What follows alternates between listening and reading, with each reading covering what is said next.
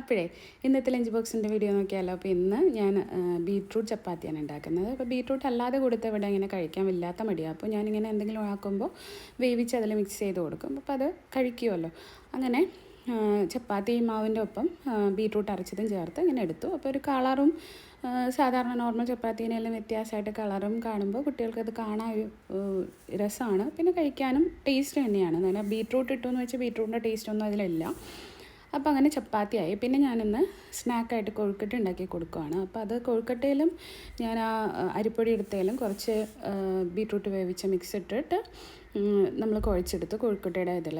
അതിനുശേഷം ഞാനത് ഒരു മോൾഡിൽ വെച്ചിട്ട് ഇങ്ങനെ പ്രത്യേകിച്ച് ഷേപ്പൊക്കെ കാണുമ്പോൾ അവർക്കൊരു ഇഷ്ടമല്ലേ. അങ്ങനെ അത് വേവിക്കാൻ നേർത്തപ്പോൾ പിങ്കായിരുന്നു.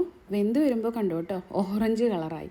അപ്പോൾ അങ്ങനെ അതായി. പിന്നെ ഞാനത് മുട്ടക്കറിയാണ് ഇന്ന് ചപ്പാത്തിക്ക് ഉണ്ടാക്കുന്നത്. അപ്പോൾ മുട്ടക്കറിക്ക് സാധാരണ നോർമൽ മുട്ടക്കറി വയ്ക്കുന്ന പോലെ തേങ്ങാപ്പാൽ ഒഴിച്ച് ഉണ്ടാക്കിയെടുക്കുകയാണ് ചെയ്തത്. അങ്ങനെ മുട്ടക്കറിയും റെഡിയായി. പിന്നെ ഒരു സാലഡ് ഉണ്ടാക്കുന്നുണ്ട്. അപ്പോൾ അതിന് നേരത്തെ എടുത്ത ബീട്രൂട്ടിൻ്റെ കുറച്ച് ബാക്കി ഉണ്ടായിരുന്നു. അതും ഒരു ചെറിയ കഷ്ണം ക്യാരറ്റും പിന്നെ സവാളയും ഉപ്പും കുറച്ച് വിനെഗറും കൂടി ചേർത്ത് അത് മിക്സ് ചെയ്ത് സാലഡാക്കി അങ്ങനെ ലഞ്ച് ബോക്സ് സെറ്റ് ചെയ്യാണ്. ചപ്പാത്തി, മുട്ടക്കറി, സാലഡ്, പിന്നെ നമ്മൾ കൊഴുക്കട്ട. ഇതായിരുന്നു ഇന്ന് കൊടുത്തു വിട്ടത്. അപ്പോൾ എല്ലാം കഴിച്ചിട്ടുണ്ടായിരുന്നു. അപ്പോൾ ഇഷ്ടമായെങ്കിൽ ഇതൊന്ന് ലൈക്ക് ചെയ്യണേ. അപ്പം പിന്നെ കാണാം കേട്ടോ. ബൈ.